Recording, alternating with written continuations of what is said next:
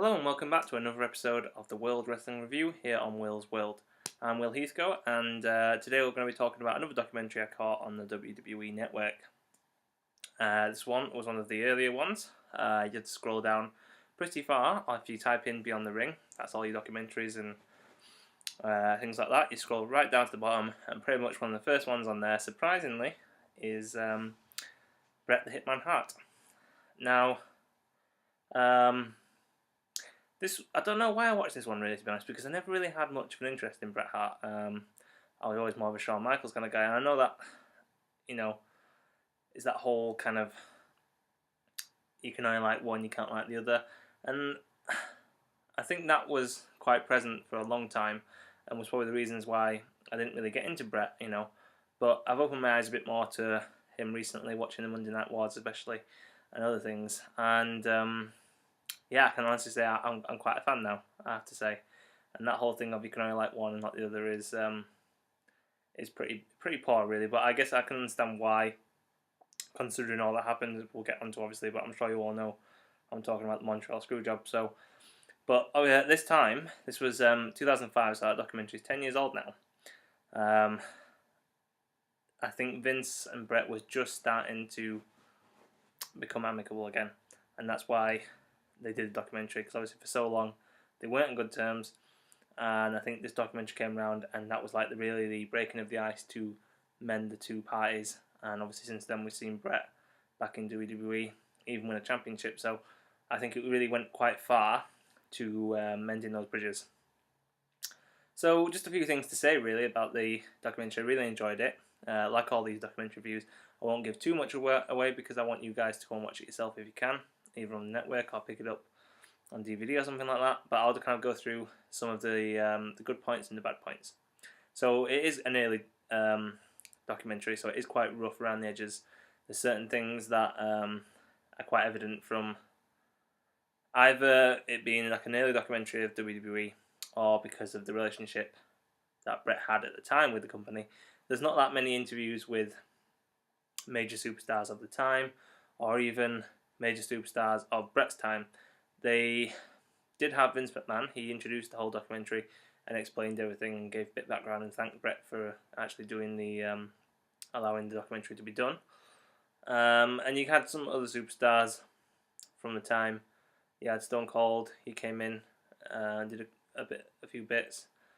But really they could have filled it with a lot more.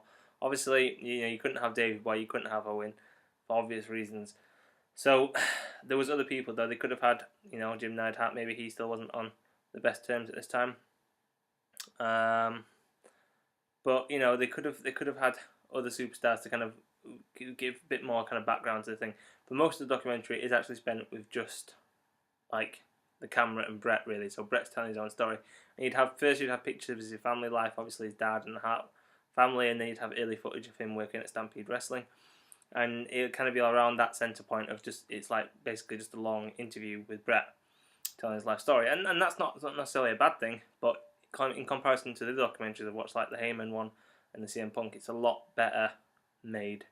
But again, whether that's just because this one was so early, or whether it was because of the relationship Bret had with a lot of people at the time. Another thing that was noticeable is there's not a lot of time spent on the rivalry between him and Michaels. There's quite a decent 10-minute, 15-minute period, I suppose, dedicated to it, but considering how good their matches were, you thought they would have dedicated more time to it. But again, it's probably because Bret's relationship with HBK at that time maybe wasn't what it is now, and that leads on to something else which I kind of think became evident throughout the documentary, is that Bret, I don't know, for some reason kind of has dealt with the fact that Vince screwed him over, and kind of to do the documentary found a way back for that, but for some reason he never forgives Shawn.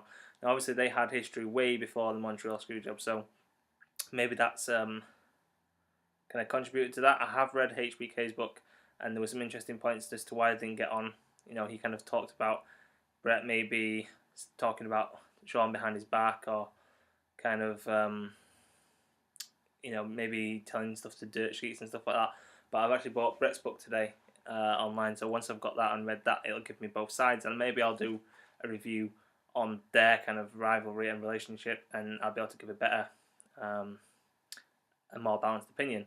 So it does seem like, you know, he does hold a bit more against HBK than he does Vince. And then the documentary at the end, as it went from him leaving and then went to WCW, and then it kind of felt a bit rushed, to be honest. We didn't spend that much time on WCW, but to be fair, I guess there really wasn't that much to talk about. There was the incident with the steel plate where Bret was wearing the steel plate and Goldberg speared him and obviously knocked himself out. That was quite cool. I never heard of that before. And then it kind of skated over his kind of post-ring life, which, you know, he had the injury that made him retire, the concussion, which he got from Goldberg, and then he also had the stroke. You know, and he divorced his wife and found his new wife. He's had a new wife since then as well. But, you know, it does kind of feel a bit rushed. They did spend a little bit of time on the loss of Owen, obviously, which was, you know, a massive tragedy for Bret, and he said that he felt like he should have been working for the company at the time to look after him, but they didn't really focus too much of it. So again, it did feel a bit rushed towards the end, like they were running out of time because it was a 2-hour documentary. So again, that's why I kind of wondered they couldn't have spent a bit more time on HBK and a bit more on that side of things. But, you know, I know I just kind of listed off bad things, but there was some very good things too. You know, it was really good to see the heel Bret Hart when he was facing Austin. And obviously, Austin became the main event, and he was kind of like face in a way. So Bret in America became heel, but in Canada and UK and Europe, really, he was still a face. So it was interesting to see that dichotomy play out, and I really, really enjoyed Bret's promos as a heel. You know, it was evidence from early on that he probably wasn't ever going to be a promo master, but he really got good at it in the end, and no more so as a heel. I think that was interesting to watch. Again, his rivalry with Austin, that's, you know, that piqued interest in me to watch those matches because they looked like they were really, really good. And, you know, all in all, the documentaries kind of give me a lot more respect for the guy. You know, I don't think anyone could have ever doubted his wrestling ability, and you had to respect that. And me always being in the Michaels camp, I never really gave him as much time as he deserved or as much respect as he did, and now I can say that I've done that, you know, especially considering everything that he went through, tragedy-wise, you know, losing Owen, and obviously losing his best mate in British Bulldog as well. So, you know, one thing that is interesting that I think when the documentary aired originally, people weren't aware of this, but, you know, WWE actually kind of pushed Bret out of the Wrestling Federation, World Wrestling Federation. You know, Bret didn't want to leave. He'd signed like a 20-year contract or something in the 80s, and then when WWE were losing the Monday Night Wars, they said to Bret, you know, we can't afford to pay you, so Vince said, I would suggest you go to WCW and try and get as good a deal there as you got here, 20 years or so. So that's interesting. You know, Bret didn't really want to leave, and as much as he did go to WCW, I kind of still see him as a main one company guy, you know, and I think that's how he would prefer to be remembered, to be honest. So that was interesting as well, and hopefully his book will shine some more light on all of these things. I'm looking forward to it, to reading it, really. So that's about it, guys. I just wanted to give you a quick video on that. If you do have the chance to watch it even on the network, or like I said, get it on DVD or something, it's definitely worth a watch. I think with it being 10 years old now, they have tried to reboot that. There are several documentaries on Bret Hart. There's another one between him and Michaels, just solely on their relationship, which I guess explains why maybe there wasn't too much in this one.